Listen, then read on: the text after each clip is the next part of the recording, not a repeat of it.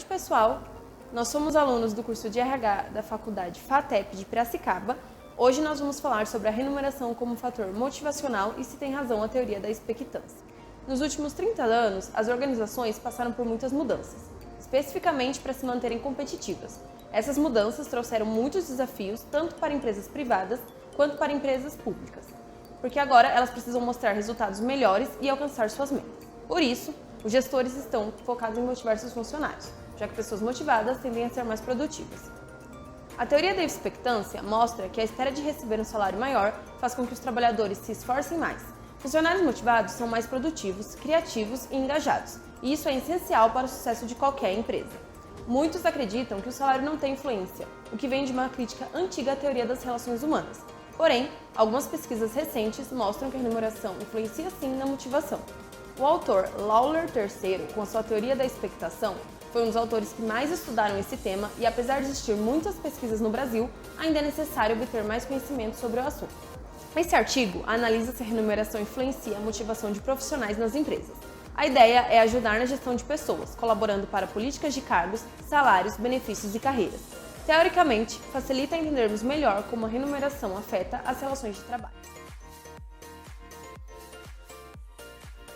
Agora vamos falar sobre motivação e suas teorias. De acordo com Schevenato, é difícil definir exatamente o conceito de motivação, uma vez que foi utilizada com diferentes sentidos. Porém, o mesmo explica que o motivo é tudo aquilo que impulsiona a pessoa a agir de determinada maneira. Já Satie e Cristello, eles acreditam que a motivação surge de um desejo ou necessidade que a pessoa tem de realizar alguma coisa. Para Maximiano, a palavra motivação indica um conjunto de interesses e estimula uma reação ou comportamento humano. Já para Robbins, ele afirma que a motivação nada mais é que um dos responsáveis pela intensidade, direção e persistência que o ser humano tem para alcançar determinado objetivo. Para Bergamini, em sua teoria, ele desenvolveu duas teses. A primeira, a motivação pode e deve ser considerada como uma força que impulsiona o indivíduo, isto é uma fonte de autonomia de energia que não responde a qualquer controle do mundo exterior. Já sua segunda tese também diz que a motivação consiste na pesquisa de entender o porquê as pessoas fazem o que fazem, caminhando para seus objetivos. Embora com tantas teorias que buscam entender o poder da motivação dos trabalhadores, iremos focar em duas teorias clássicas.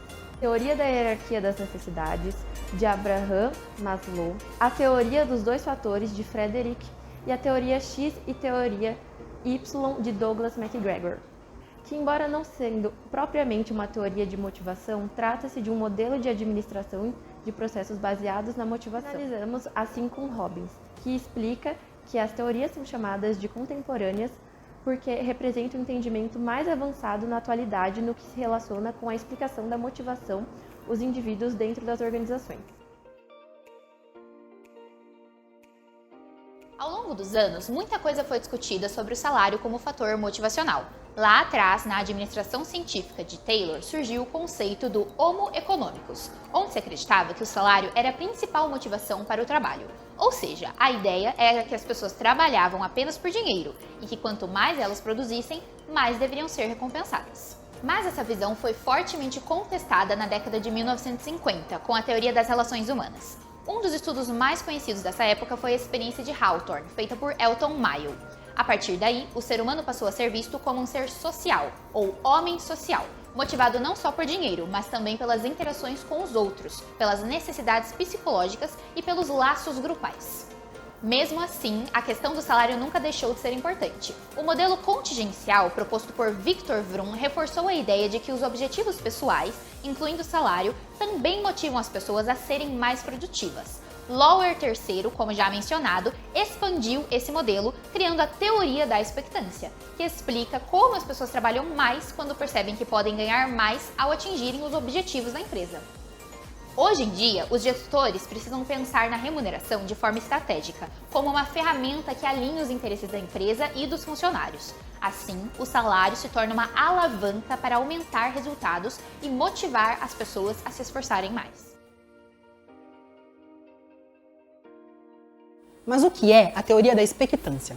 Ela foi desenvolvida por Lawler III em 1971. Seus estudos mostraram que o dinheiro é um importante fator de motivação para o trabalho e para o desempenho. No entanto, apesar de sua relevância, o salário tem se mostrado pouco eficaz como motivador. Chiavenato, em 2009, destaca que essa ineficiência se deve à incorreta aplicação pela maior parte das organizações. Isso nos leva a refletir sobre como a gestão de cargos, salários e benefícios pode ser aprimorada. Se os gestores administrassem esses aspectos de forma mais eficaz, a remuneração poderia ter um impacto significativo na motivação e na produtividade dos colaboradores, alinhando assim os interesses individuais com os da organização.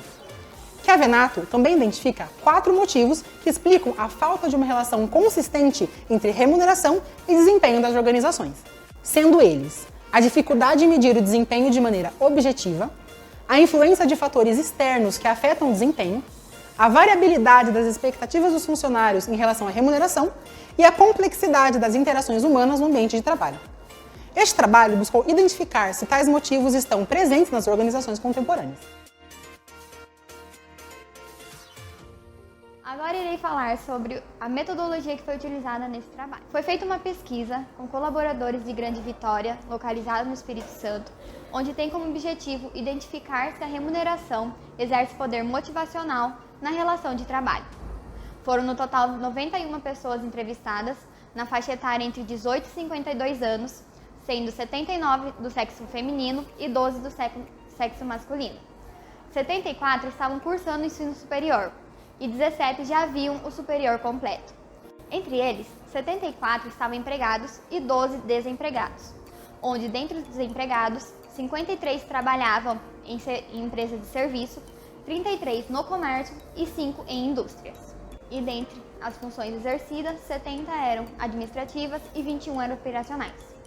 Agora, sobre o instrumento de pesquisa, foi um questionário produzido pelo SurveyMonkey, que foi enviado aos participantes via e-mail. No questionário, haviam 10 perguntas assertativas, onde da primeira à 7ª pergunta visa identificar o colaborador e suas competências. Na 8ª pergunta, visa identificar o que motiva o trabalhador a trabalhar. E nessa questão, há 9 alternativas para identificar.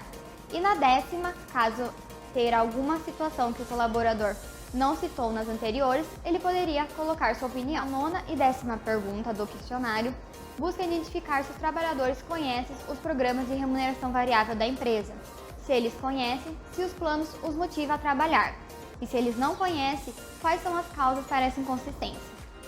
E a análise que foi realizada foi a estatística descritiva.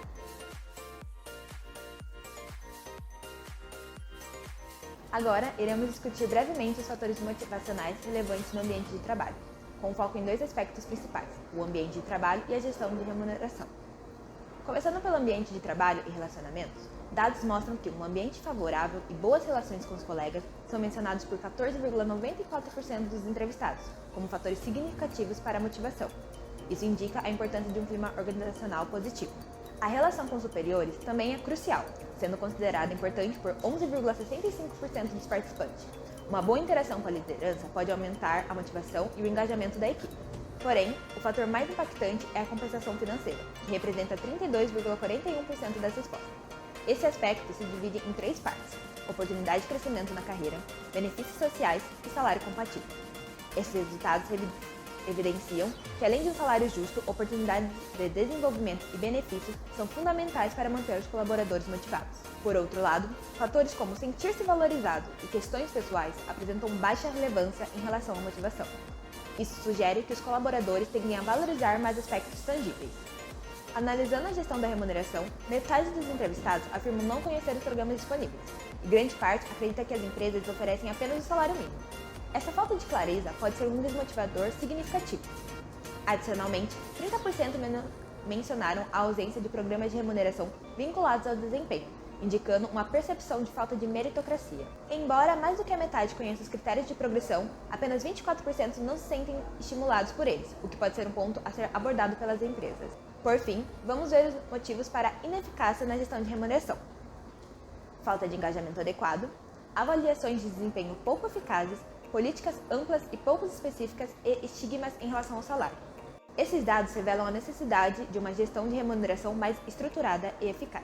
Em resumo, para aumentar a motivação dos colaboradores, é essencial focar na compensação financeira, mas também em um ambiente de trabalho saudável e relações interpessoais positivas.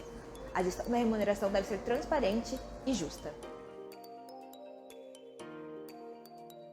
Para concluir sobre o que vimos nesse estudo, dá para dizer que a teoria da expectância faz sentido, que as pessoas que participaram perceberam que ganhar mais dinheiro pode fazer com que elas trabalhem e se esforcem mais, que motiva a cumprir e ultrapassar as metas que as empresas estabelecem. Porém, o dinheiro é só um dos motivos que incentivam as pessoas a trabalharem. E esse estudo quis entender como o dinheiro funciona como motivação, ajudando a gestão de pessoas a lidar melhor com a administração de salário nas empresas, não se aprofundando nas razões externas que fazem as pessoas precisarem de dinheiro.